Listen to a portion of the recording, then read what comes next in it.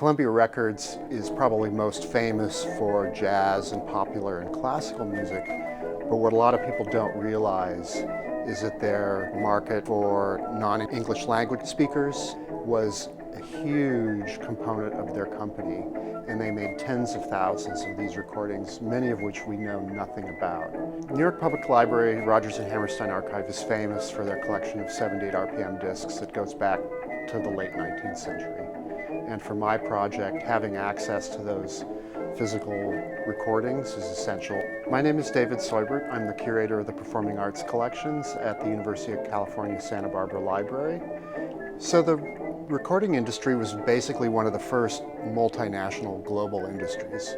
From the very beginning, they were sending field trips all over the world to make recordings, both to sell here in the United States and for export back to those countries. So they were recording in Mexico before the revolution, in Buenos Aires, in Rio de Janeiro, making all of these recordings. And it's just an incredible history of capturing music making at the dawn of the history of recorded sound that's preserved here in these sound documents. There's a lot of hidden data on these recordings too that most people don't know about. For us discographers, the most important thing is the matrix number. And that's this little code that the record company assigned to the sound recording when it was manufactured. By having that matrix number, which is really only present on the physical disc, you can decode the record and figure out exactly, down to the month, basically when it was made and the location of that recording.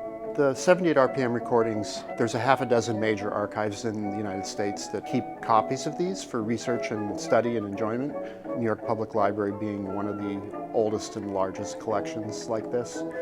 The reason I'm here from California to look at them in person is because they haven't been examined by somebody yet. And that's the beautiful thing about libraries and archives, is preserving these things knowing that they eventually fit a research agenda that somebody has and then can be rediscovered. People like me can come in and study and document them and really continue to document this important part of American musical and cultural history that hasn't been explored in the same way that jazz and pop and classical have been studied and documented for a long time.